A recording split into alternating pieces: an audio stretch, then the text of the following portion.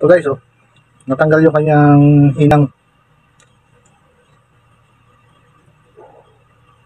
Bali ang tanggal sa kanya yung neutral, yung para sa neutral niya. Ito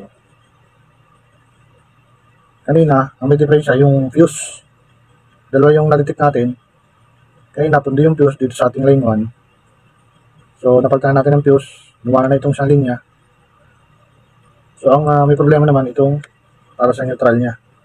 So kung ang ating power supply sa Pilipinas ay line to ground, dito sa ibang bansa ay line to neutral, kasi 380 ang aming main source dito.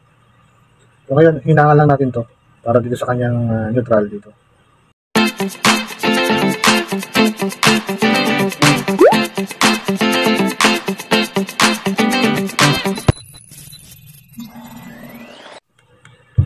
Hello guys, good morning sa inyong lahat. This is Richard Mix TV. At sa video na to ay mag-repair naman tayo ng isang extension cord. Binigay sa atin ito kahapon. So ngayon lang natin magagawa kasi busy tayo kahapon. At pakita ko sa inyo kung paano yung pag-repair at pag-diagnose ng ganitong klase ng extension cord. Binigay sa atin, sabi sa atin hindi daw nagana. So hindi natin alam kung ano pa yung problema. So una natin gagawin, gamit tayo ng tester o itong clamp meter. So iset natin siya sa continuity. Ayan, para detect natin kung aling wire yun doon yung hindi gumagana o baka putol dito sa loob ng ng ating isolation wire, o baka yung fuse na naman. So gagamitin natin ng continuity gamit ang ating clamp meter. Ang ating tester ay may buzzer. Sinatali siya sa continuity, so magbabuzzer siya. Ayan. So ngayon check muna natin yung kanyang linya dito, saka dito sa ating plug. Ngayon itong isang tester natin, isang tester probe natin, lagyan natin dito sa isang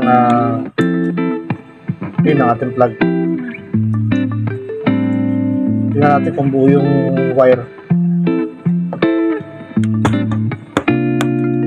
Tapos yung isa dito sa isang butas ng ating saksahan.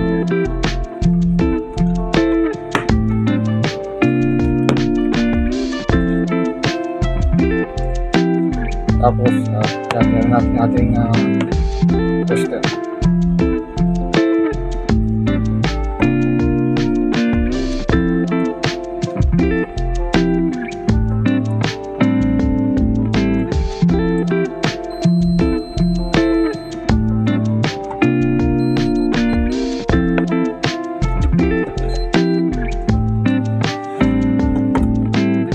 Hanggang nakikita nyo, buo yung ating isang linya. Ngayon doon sa kabila naman, sa kabilang pin naman, dito sa kabilang to. Tapos yung isa lipat natin sa kabilang butas dito.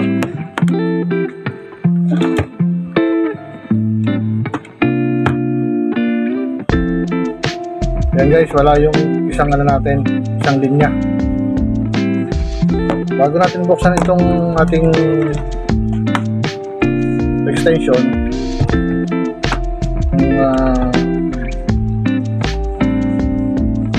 extension socket, yan. Buksan muna natin itong ating plug, kasi baka yung fuse yun try muna natin na testerin. Ayun guys, buksan natin itong ating plug para makita natin yung fuse nya. Baka mapunti na siya. Ayun guys, ito yung ating fuse. So gawin natin ang continuity ulit gamit ang ating tester.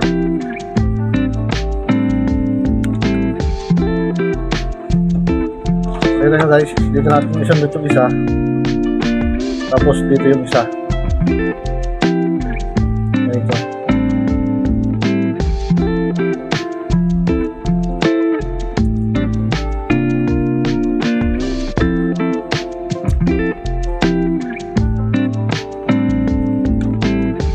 Ayan, ganito ang pagte-tester dyan.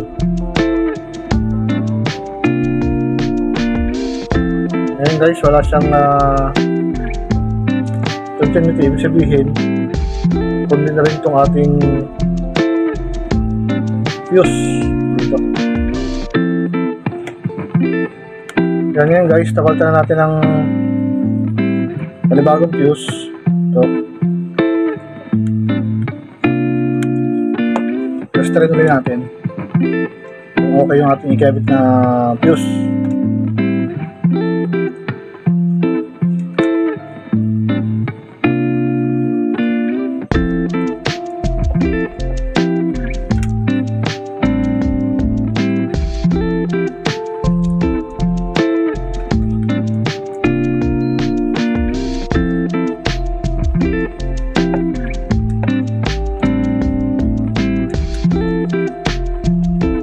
Guys, makikita nyo.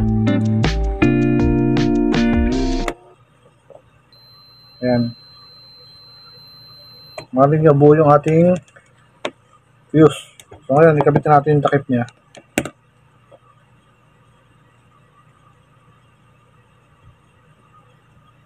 Isa yun sa maging problema niya.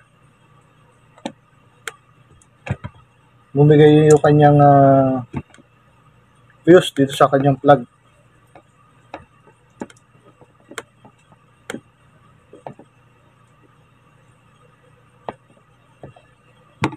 So ngayon, testerin ulit natin itong isang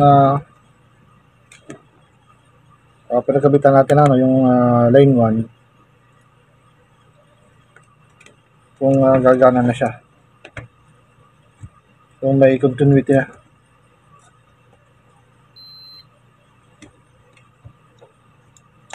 Yung isa,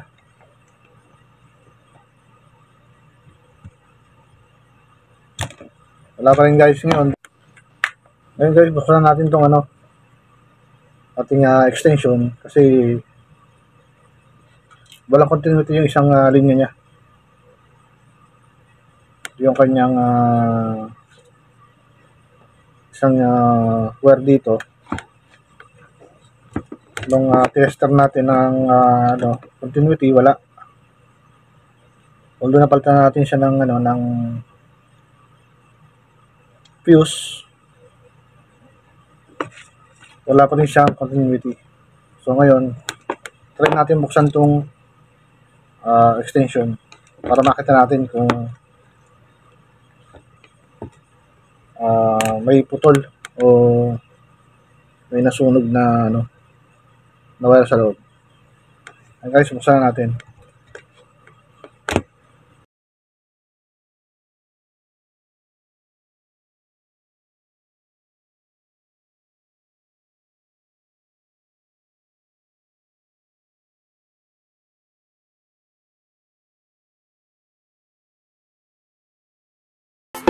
Matanggal yung kanyang hinang.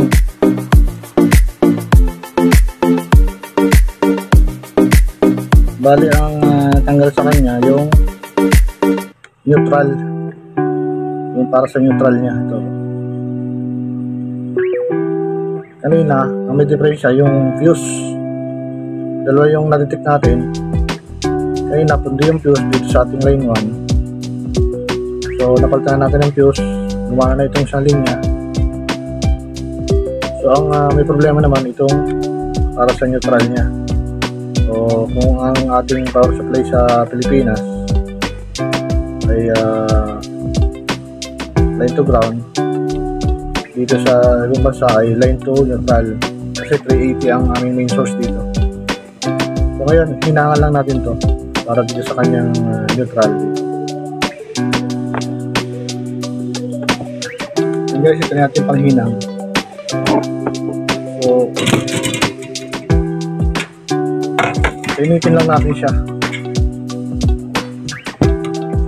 Okay guys, babalik lang natin siya sa dati niyang pinaglalagyan ito, nagkakabitan. Kasi ito yung kanyang line 1, yung papunta doon sa ating isang wire na may fuse, at ito naman yung para sa neutral. Ito lang natin siya kakabit.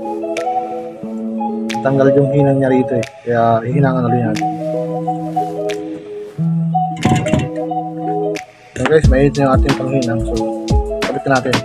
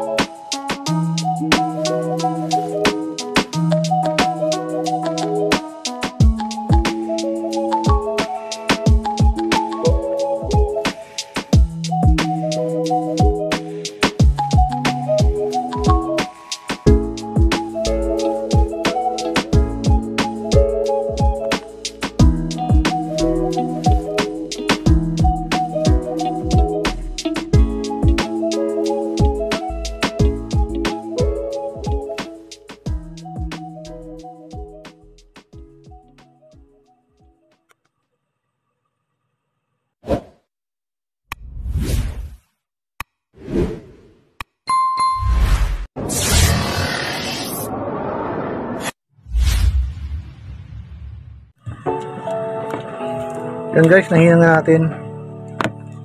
Ito na siya.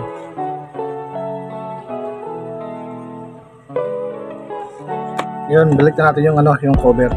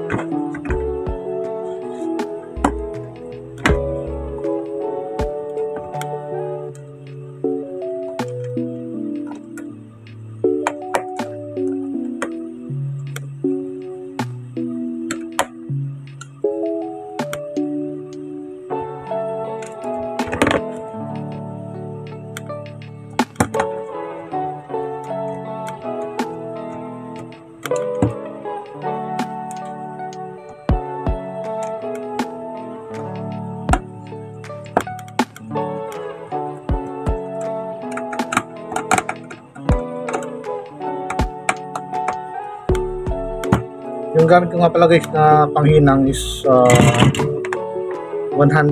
watts. Kaya napakainit niya.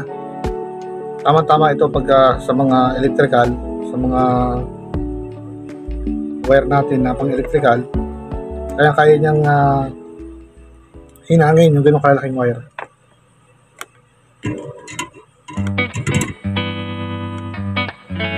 At napakabilis niyang uminit. Guys, bigyan natin ibang tornilyo.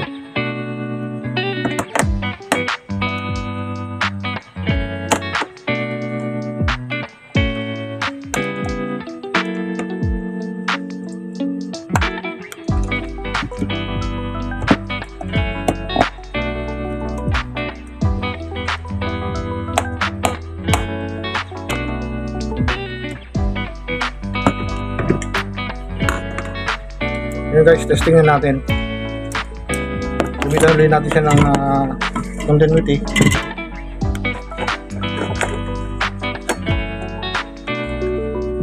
Para malaman natin kung buo na yung kanyang wire.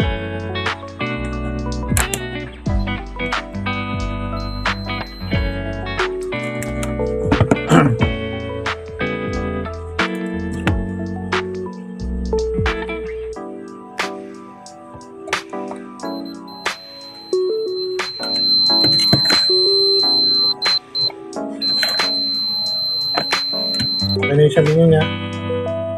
So, yung kabila.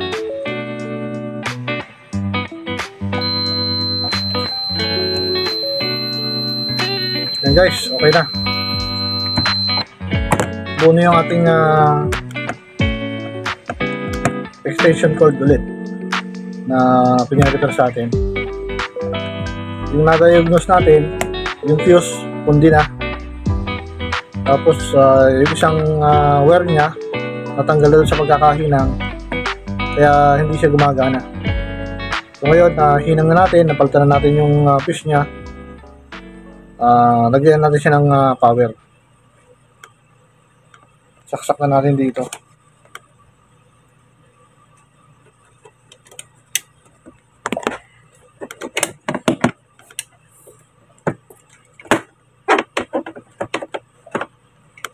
Guys, saksak na natin.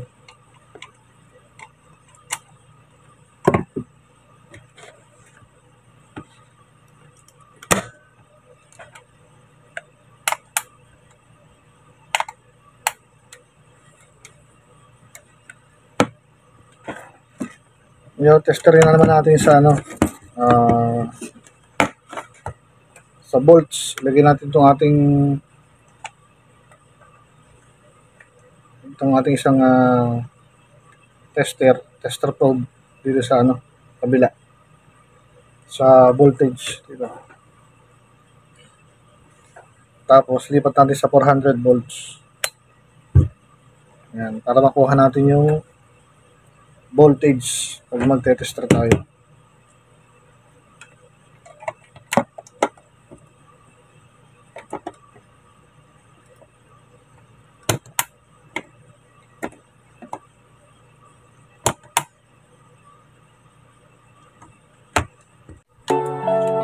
Ayan guys, nakikita may ilaw na siya. Lumana yung indicator light niya. Ibig sabihin na may power na siya. So ngayon, ulit naman natin siya ng tester para sa voltage.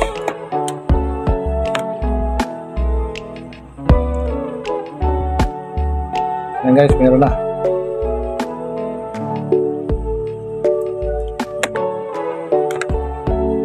Tapos testerin natin yung lahat ng socket niya.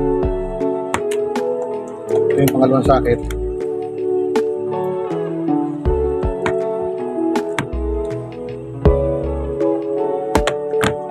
Tapos yung pangatlo.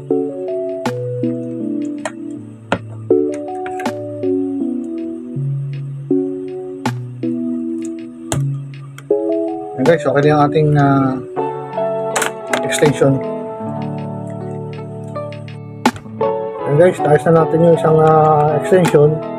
Yan yung tagawa sa ating kahapon pa. So ngayon lang natin na-repair. Makita nyo, gumagano yung kanyang indicator lights. So pwede na ulit itong gamitin. And guys, ang gawin nyo lang pagka magda-diagnose kayo ng ganito mga extension, gamitan nyo siya ng continuity. I-line to line nyo siya para malaman natin kung buo yung wire o yung fuse. Buksan natin itong ating plug kasi may fuse yan sa loob.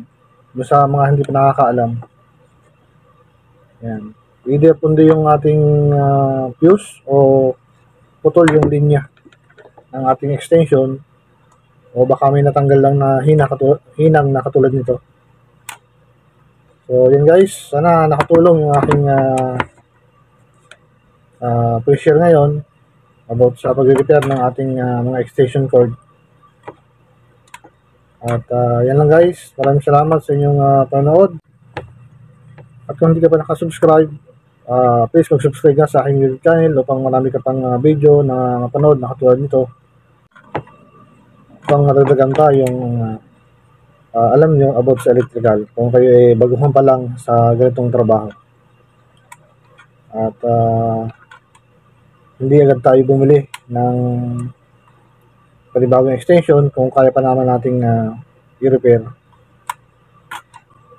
At yun guys, maraming salamat sa inyong panood. At please like, share, and subscribe. At huwag kalimutan pindutin ang ating notification bell upang updated ka sa mga video na katulad nito. Peace out.